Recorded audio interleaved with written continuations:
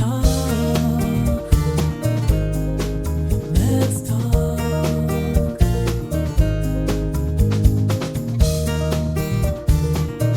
Let's talk. Let's talk. Hello, and welcome back to yet another episode of LetsTok Podcast. Today, we have an immense pleasure of hosting a truly remarkable guest, Scott Hanselman.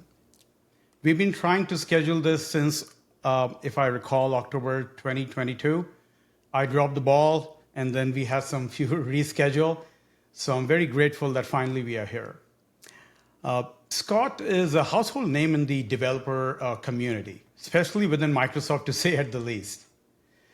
He has many talents, I would say a luminary in the world of technology, a programmer, teacher, speaker, and has made significant contributions in the tech community, inspiring individuals along the way.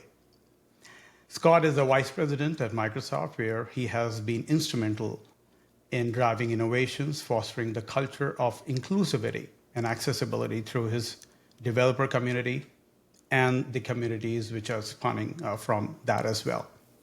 His popular blog, Hanselman.com, is a treasure trove of insights of programming, technology, productivity, and attracting readers across the globe.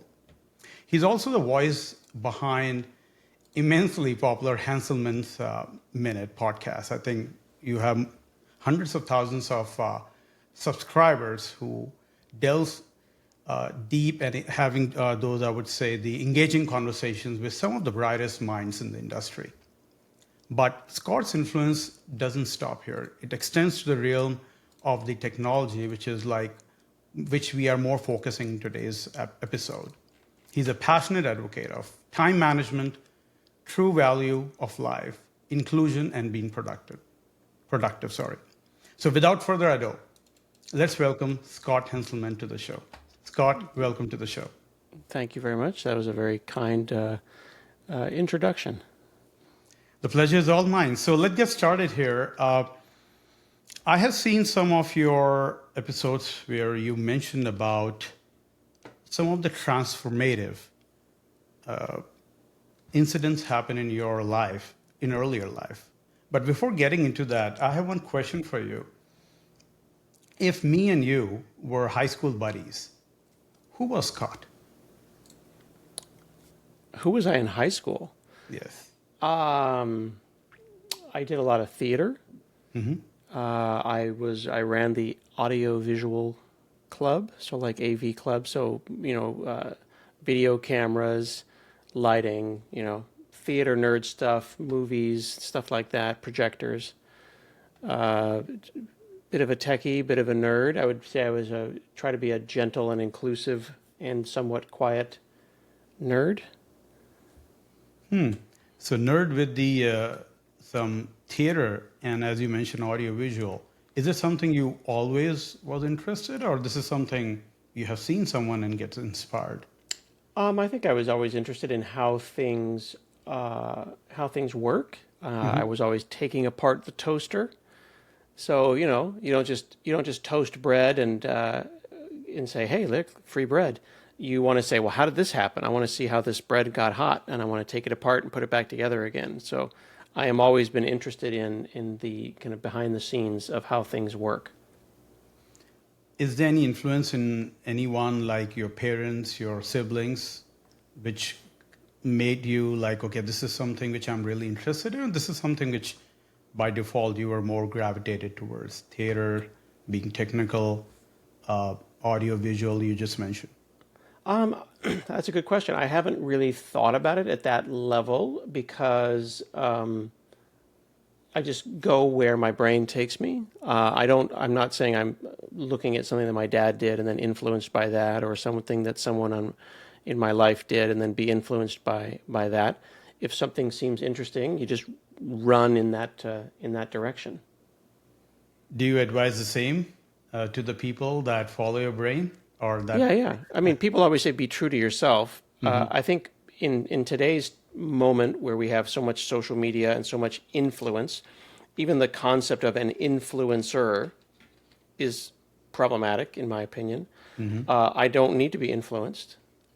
I did not ask to be influenced, so I would say no thank you to an influencer. And if your brain says, hey, you should run in that direction, and that seems like an interesting thing, follow your bliss, as they say. Right? If it feeds your spirit, why not give it a try? So yeah, I encourage the same thing in my kids. If they want to do football or they want to do ballet, if it sounds like a fun thing and it's not hurting anybody, let's go. Exactly. So that's interesting. However, there would be some societal norms as well that you follow, but there are some threshold. So I'm intrigued, like when you mention and when you advise people, follow your bliss, follow your passion, or maybe follow what the next best thing attracts you. What are some of the speed breakers you can recommend in that perspective? Well, being able to follow your bliss involves a certain amount of privilege and access. So if your bliss means find a computer and learn how to play on computers, you need a computer. You need access to a computer. So, I didn't have one, so I went to the library, and then my parents ultimately, bought us one, but they had to sell a car in order to pay for it. But I think computers and compute is a little more accessible now, but there are still many people who don't have access to computers. If I wanted to do football or ballet, certainly I would need access to those kinds of things. But I think once you get access to the internet, many, many, many hobbies open up, whether it be language learning or creation or digital art, that can be done for $0 or close to zero once you have removed the issue of access. That's true. Actually, that's a good point. As you mentioned that now we have access to the world through internet. You mentioned about your father selling van, and I think you discussed this in other podcasts and your conversations as well.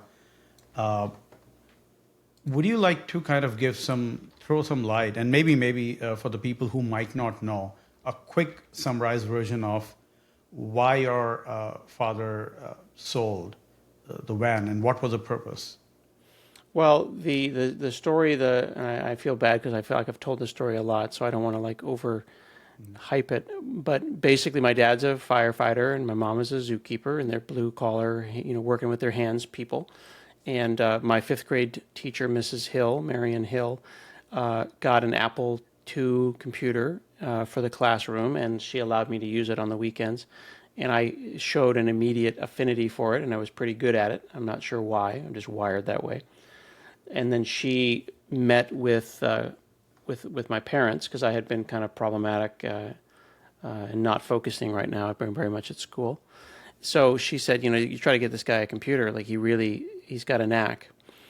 So my dad had a van, an old Ford Econoline, and he sold it and went to Sears and bought a Commodore 64.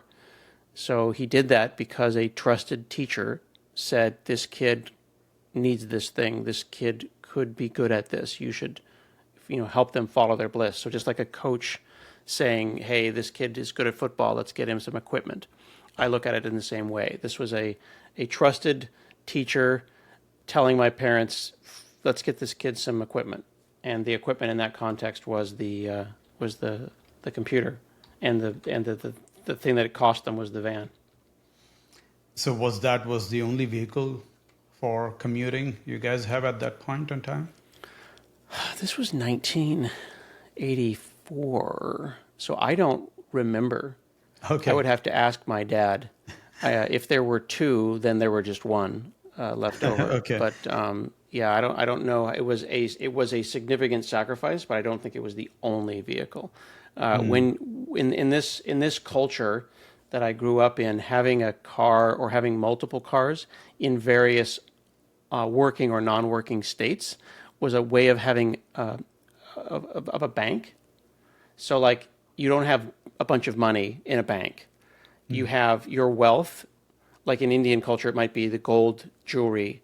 In this culture, it would be these vehicles that you might have in the backyard. They might have wheels. They might not have wheels. But you look at that and you say, I'm going to hang on to that because I could sell it at some point, or I could get it running at some point, or we could work on the engine, or I could sell it for parts. So it represents stored wealth, if that makes sense. so that when the No, time definitely, happens, that does make sense. yeah.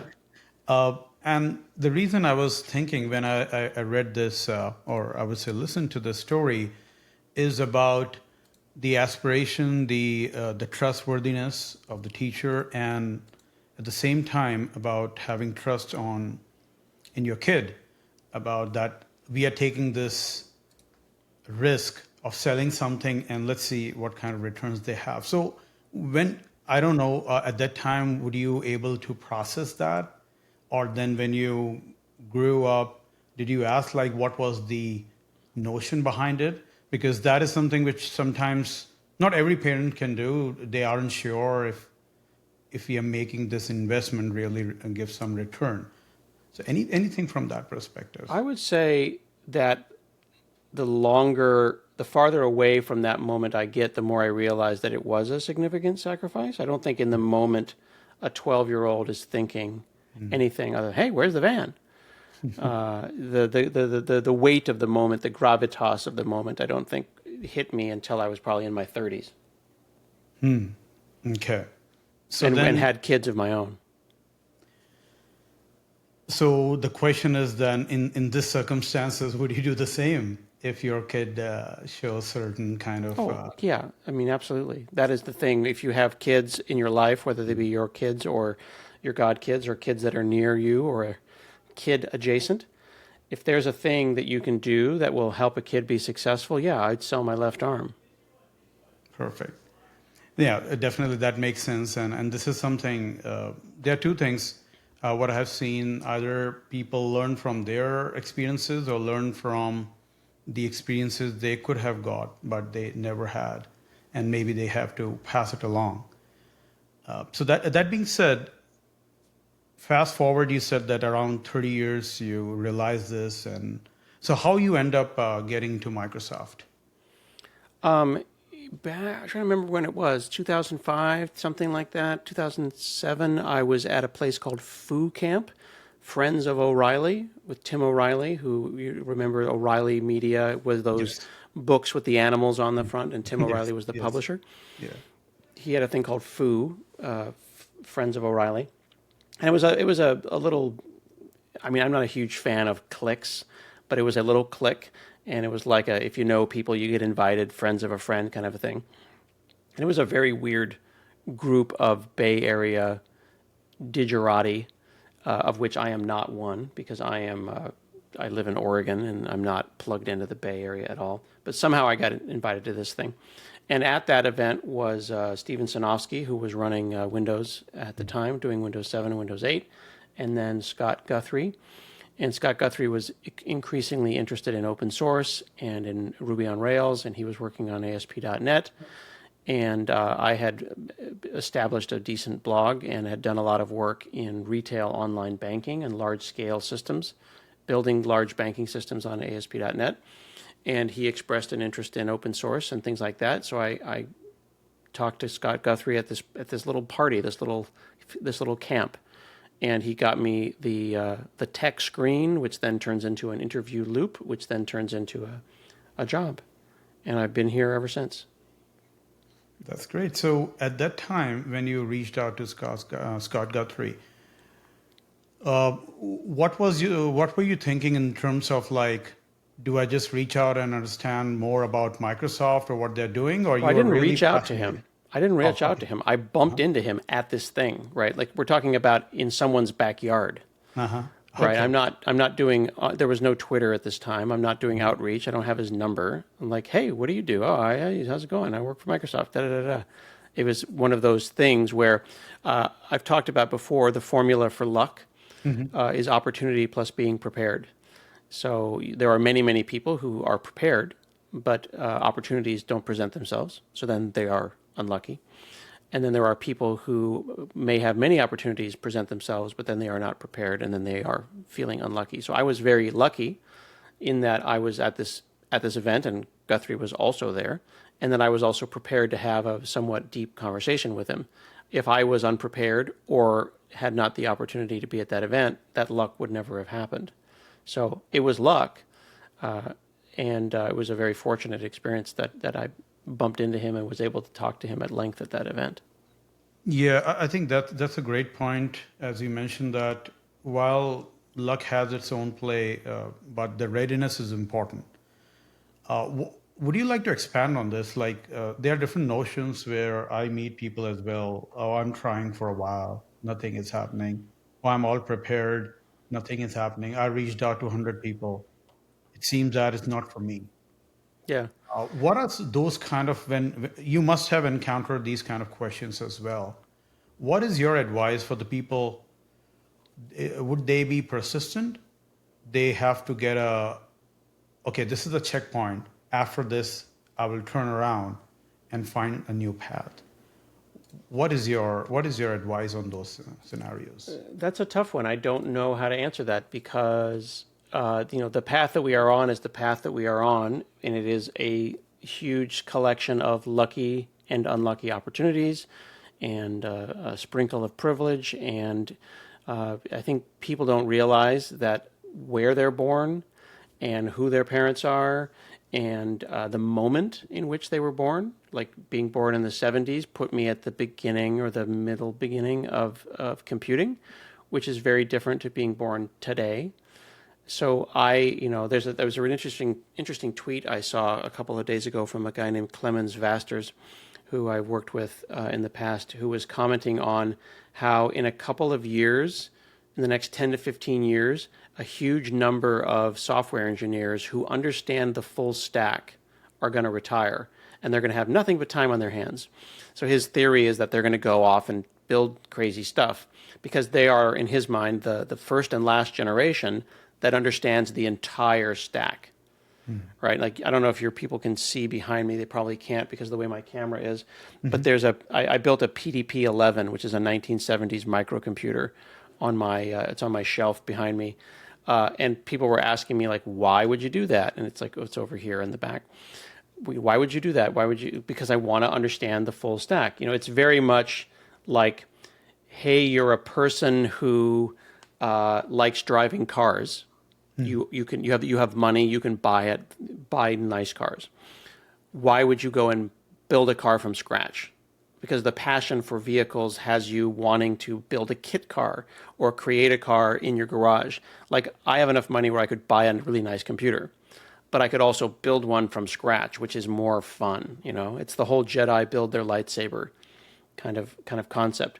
I wonder if my 16-year-old, who was born at a different time, but has some privilege under his belt, would have that interest, or would just say, well, no, I'm just going to work at a different layer. I'm going to do work in JavaScript.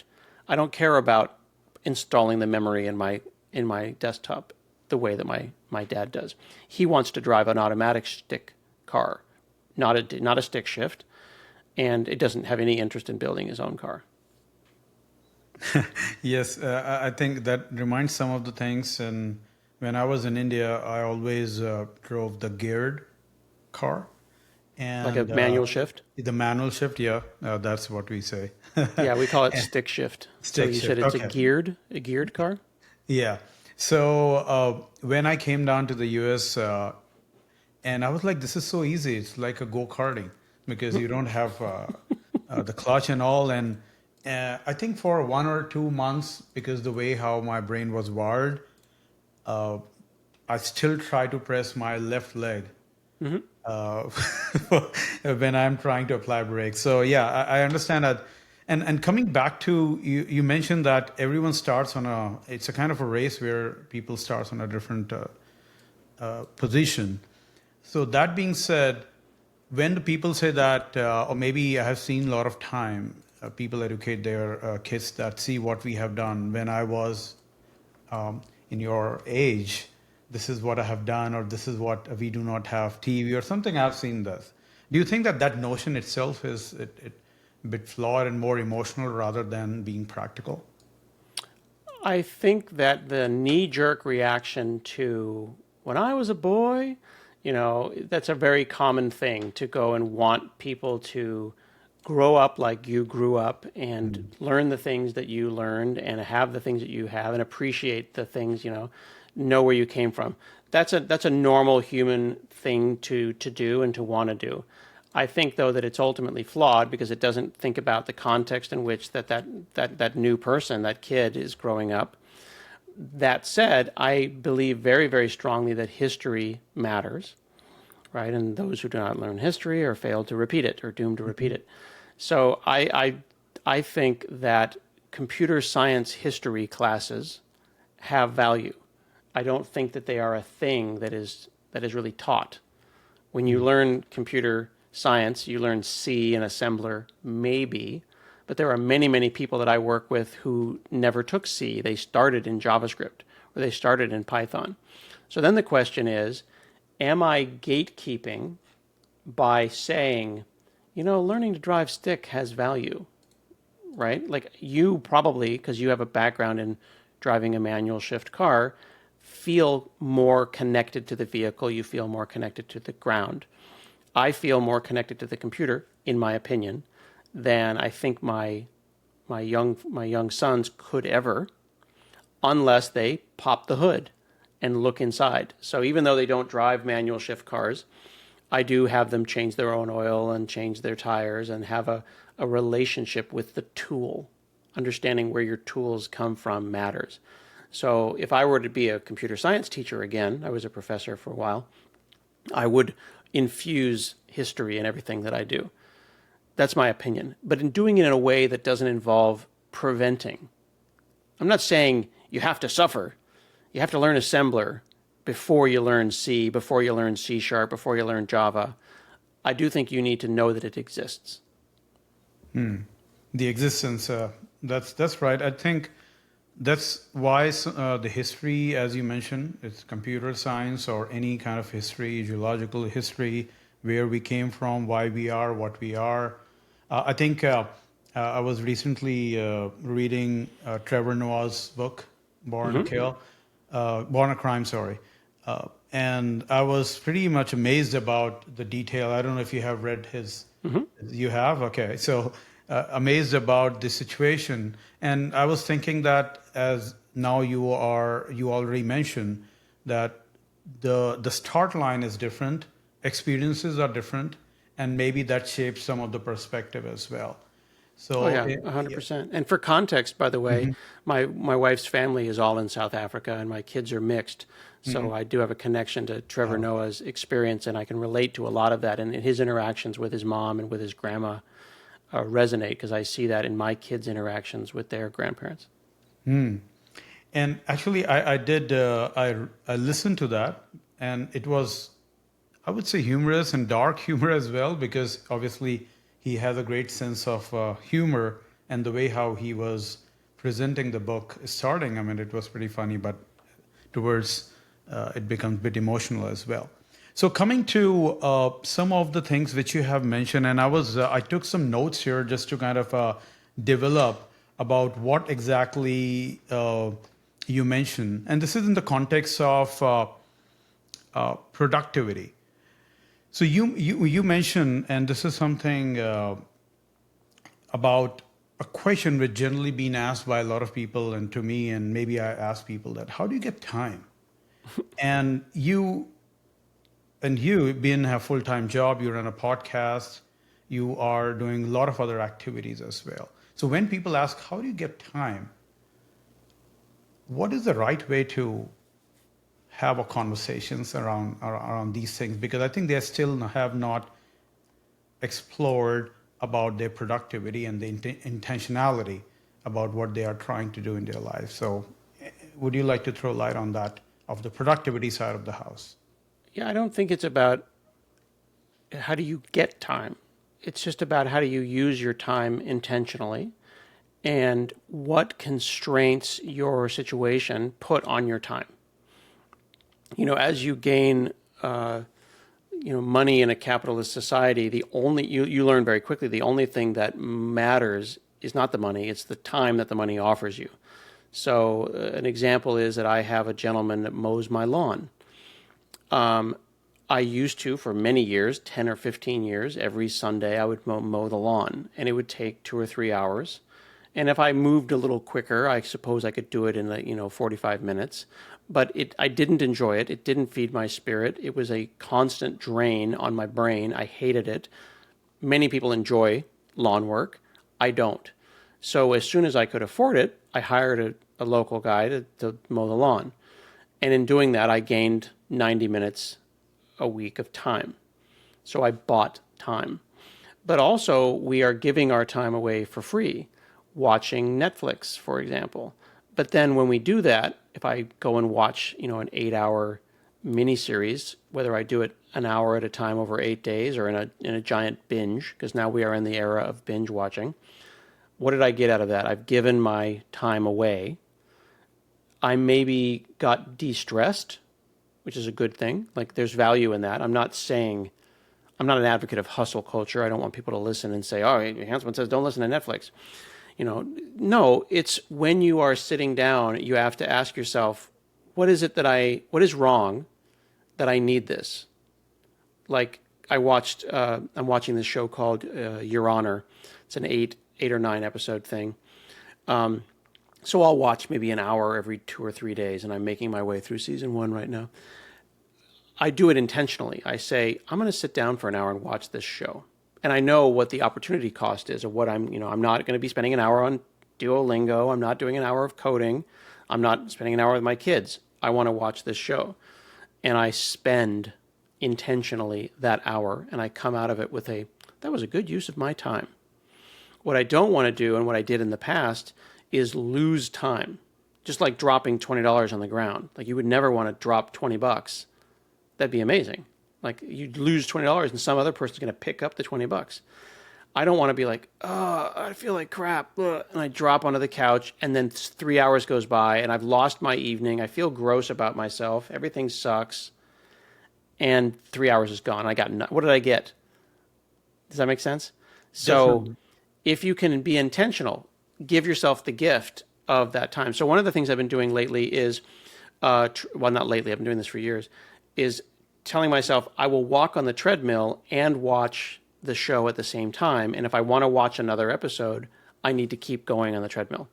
That way I'm at least getting a sense of I'm working for it, and I'm getting value out of the show, and I'm doing some feasible multitasking. Yeah. So in a way that be intentional so that when you come out of it, you don't feel kind of a regret or feel bad about losing your time, rather than feel happy that, and I think you are right on the thing that watching Netflix is not bad, but it's just about like what you are giving up and then how you feel when you come out of it. Yeah. You don't want to regret it. You don't want to regret it. Yeah. I mean, that is one of the most expensive thing, having a regret rather than, and that's a good point of going through the treadmill and just keep running or walking or whatever the case may be. There's a wonderful quote that was, I'm afraid I don't know who said it first, so forgive me, but it was, unspoken expectations breed resentment. And it's meant to talk about your relationships, right? If you have a relationship and you don't speak what you want, then you will resent them. The same thing applies to your own life. If you don't speak what you want, if you don't have clear expectations, and then those expectations are not met, you will resent yourself, you will resent your boss, your situation, and without, having not put a name on it or putting your finger on it, you won't be able to actually change it. So what's your perspective? Why people are still so clueless, majority, that they don't know what they want? Either they are chasing people's dream and thinking that is the true meaning of life? Well, I wouldn't say that they're clueless. I mean, uninformed, ill-informed, unaware are more gentle ways of saying clueless with respect. I think it's about being present or not. I think that the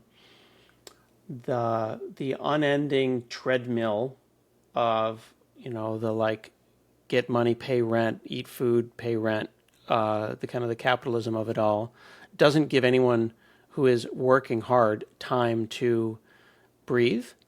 And I think that we of my age and my generation tend to glamorize hard work and the grind that we did when we were younger as being something that the young people don't do or don't want to do. I worked at Fry's Electronics, and I sold computers, and I have fond memories of that. But it also sucked. I was getting up at 6 a.m. and I was working 12-hour shifts, and it was no fun. However, I was able to rent a one-bedroom apartment. Do the same thing today. If you're working at Best Buy full time, I'm trying to like draw a parallel 20 years later, 30 years later, it is very unlikely that making minimum wage working at Best Buy is going to allow someone to rent a one-bedroom apartment.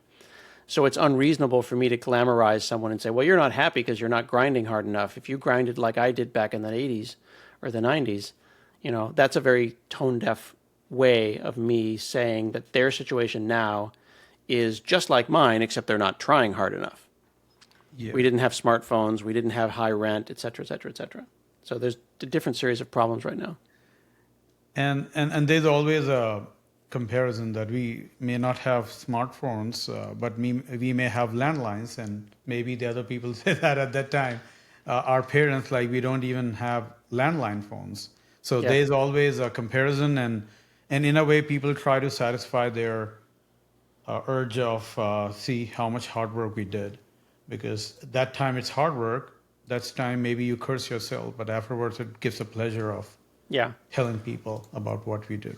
Well, I am certainly very guilty of glamorizing nostalgia. I am enjoying my nostalgic time, but I don't want to take that glamorization of nostalgia and use it to minimize someone else's frustration or suffering. Grinding is important, and working as a waiter is important, but that doesn't change the fact that, yeah, it's hard to get a job right now. Got it. And it is harder than it was when I was coming up. So let's get into some of the, I would say, a realm of networking. So now we are talking about a lot of things which is happening through social media, influencers, showing yourself, your skill set, what you're doing on LinkedIn or other media as well. A different set of networking comes into the picture where you are having one-to-many mapping rather one-to-one mapping. In certain cases, you're just kind of broadcasting UDP packets and then it transformed to TCP. That is a different thing altogether. So how you have seen that the networking has changed over the period of time. I know that human connection is still important, but what's your perspective of networking in the era of social networking media, and how exactly people are maybe get benefit, or some people who are still like, no, I'm not the social media guy. I would like to talk to the people in person. How exactly you advise to those people in different situations? Oh, I think that there's the social media and LinkedIn particularly are not networking as they are posturing and jockeying for position. Instagram is where you go to feel bad about yourself because the algorithm is designed to show you how everyone else's life is better. And LinkedIn is where everyone says, I'm thrilled to announce that I'm joining Foo as the director of bar. And, oh, good job, well deserved. Right? And it's all just posturing. So what is the value of that? Is it for the quick like? Is it for the burst of serotonin that you get when someone congratulates you? Or does it move the ball forward for you or for someone else? I'm not a huge fan of those things. I don't get into that. Like, I don't think about that. I don't manage a personal brand. I enjoy connecting with people, and I use those tools to connect with people.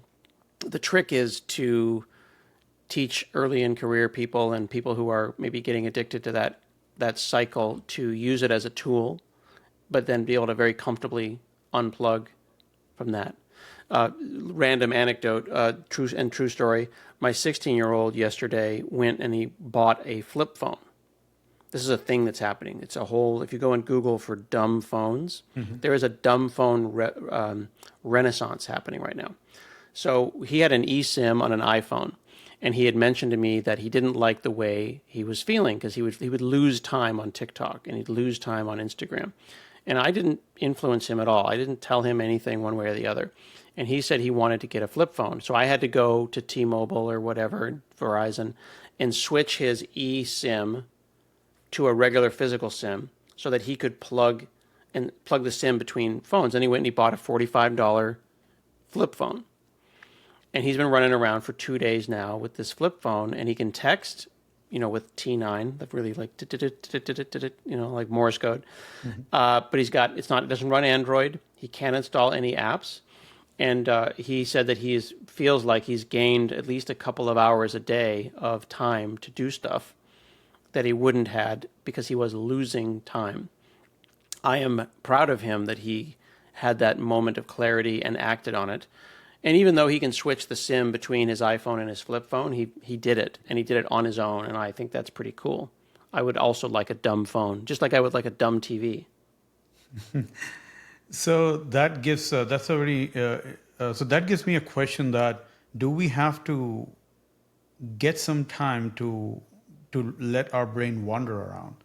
I mean, in a way, people say, "Are you losing? You're daydreaming." Which back in the day, when you do nothing, at least when I was a kid, you do something. What are you doing? Looking at the sky or looking at the wall. So that notion, being bored, is a luxury these days because we've been distracted a lot. So no, boredom is where creativity happens. 100%. Kids need to be bored. People need to be bored. Yeah. My 8-year-old, every time he said, "Daddy, I'm bored," So. Yeah, get bored. Like they would kick me out of the house. Like back in the day, punishment for me was you had to go outside. Right? There was a ratio for every 1 hour on the computer. I had to be outside for 2 hours. Wow. So that was just one of those things. So they kick you out and say, "Come back at dinner time." So in that perspective, okay. So let me just. Have some quote here where I think I just mark about this is about the you mentioned somewhere about like how do you show up at the bank and shake the hand of a senior VP of some bank and act like you belong, and if you're older, just to put it in a really frank terms, you're older white guy mentoring a younger white guy by how to go onto the rooms of older white guys and navigate that itself is difficult. I think you were talking in some mentorship in a way that when you, I think, and this is something maybe, I don't know if you recall that, but in terms of the mentorship, when you try to reach out and mentor people maybe in 10 years or younger than you may have to get into their shoes, and I think that is a part of the empathy which we try to get into as well, is to understand how you coach or mentor people. Do you have any thoughts around mentorship, leadership on this part? Well, so mentorship is like giving people advice, helping them clear their vision, helping them make plans, helping them strategize. Sponsorship is consciously giving people opportunities and putting them into rooms that they are not already in. So, sponsorship would be saying, hey, Saurabh can give that presentation. I won't do it. He's the expert. That's a tiny moment of sponsorship. If you and I are both in a room, pass the torch type stuff. As far as mentorship within the context of, like you mentioned, race and gender, understanding that, like, when I was going into spaces and talking to VPs of banks, coming from kind of a more blue collar, modest upbringing, trailer park kind of a environment, I didn't know how to go to a golf club. Was it called a country club? I still don't. And drink wine and hold cigars. I don't smoke. I don't drink. I don't know how to do that mingling. So when it was like, we're going to close this deal with this bank, and then suddenly we're having steak and wearing suits and we're at a country club. So I had a mentor to help me at least fake what that's like. I can only imagine that would be even more challenging were my identity a different one. At the same time, there are all kinds of different environments where one could be in. We could use, Indian wedding, or we could use Singaporean business meeting. Like, all these different cultural contexts change based on your cultural context and where you come from. So a mentor who is with you through that can help you make it into those rooms and be successful. So in that perspective, like, what is your advice? I mean, in terms of like, this is the way how you should mentor people. So maybe an advice to the mentors. The advice is to be conscious of context. It's, regardless of color and gender, you can have two random white guys, you can have two random Indian guys. They have different ages, they grew up in different states, they grew up in different languages, we're using Indians as an example, just like we're using white guys as an example, because we're a white guy and an Indian guy. A white guy might look at two Indian guys and think that they're the same. But there's history, and there's caste, and there's states, and there's language, and there's culture, and there's education, and on and on and on and on and on. And the exact same thing could apply East Coast, West Coast, veteran, not a veteran, disability, not disabled, like all those different things. So it's unfortunate that we break everything down into the just gender and race when it's a whole pie chart of background. And if we look at people as the really interesting and complicated people that are the sum total of all of their backgrounds, and take that as well as the obvious identity stuff, then we can figure out how best to mentor them and how best to think about where they're coming from. How did you get here? And how can I help you to the next level is an interesting thing to ask people.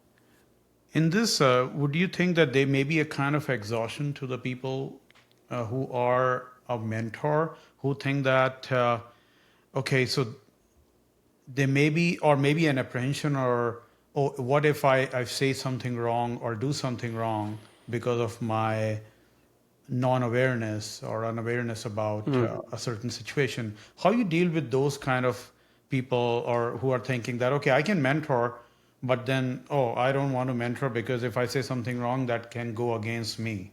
What's your advice on those who are extra cautious in these days? I think it's important to be cautious, but I also think it's important to realize that these things don't happen overnight. They take time, and you build up trust. You and I are coworkers, and we've seen each other around enough that I'm not super worried I'm going to offend you. You know what I mean? And if I did, I think you know me enough that you're going to be like, I don't know if you thought about how that would land, Scott, but it didn't land correctly. And then I would take your feedback, and I go, it was not my intent to offend. I sincerely apologize for phrasing that poorly. And you would do that even live on this podcast. But if we had just met and you didn't know me from Adam and I didn't know you, then the feedback would be more uncomfortable. Yes, I think that's right. It's Rome was not built in a day, so it takes time to generate certain kind of a trust. So quickly get into, I think we are, I would like to talk about a bit on the emails and keystrokes, which you always mention. You have mentioned in multiple podcasts. But I want to get straight into the question around, you mentioned that long emails are exhausting, but at a certain point you may need, because to provide context. So how you balance between detailing and context when you are not having a conversation rather than you having a digital conversation?